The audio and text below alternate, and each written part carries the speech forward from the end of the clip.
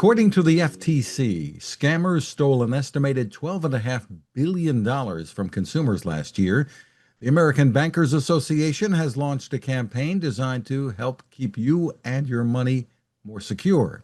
Welcome back to Techstination. I'm Fred Fishkin. With us from the American Bankers Association is Paul Benda, Executive VP for Risk, Fraud, and Cybersecurity. Hi, Paul. Hey, Fred. Thanks for having me. A pleasure to meet you. Now, let's start with a bit of an overview of the problem from the association's perspective. Sure. What we're seeing is criminals are out there trying to con people out of their money. So they're impersonating your bank, they're impersonating the government, they're impersonating a retailer.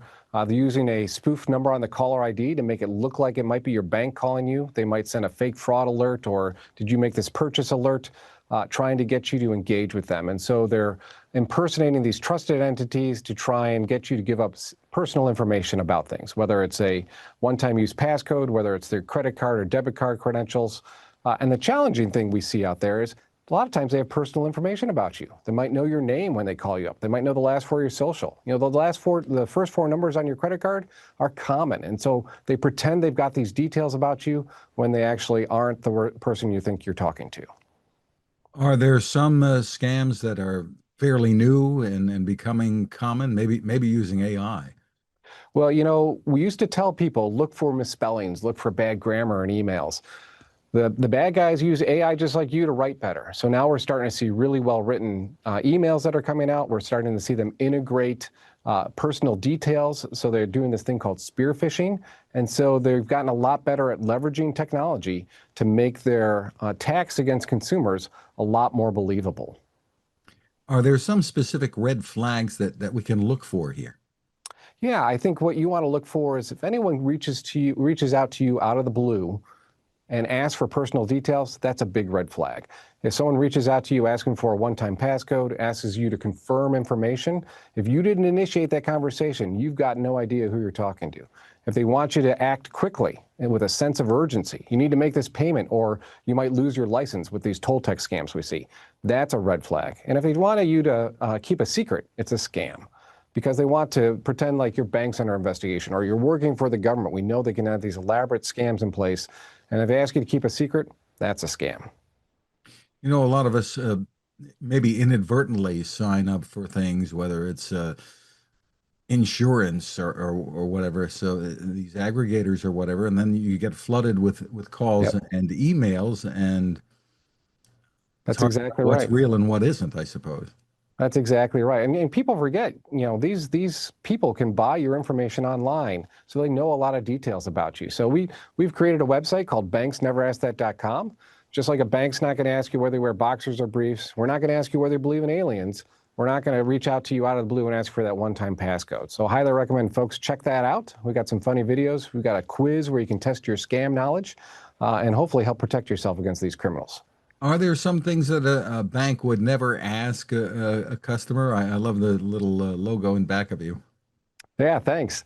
Like we said, you know, it really is important not to give your details out when someone calls you because you can't trust that caller ID.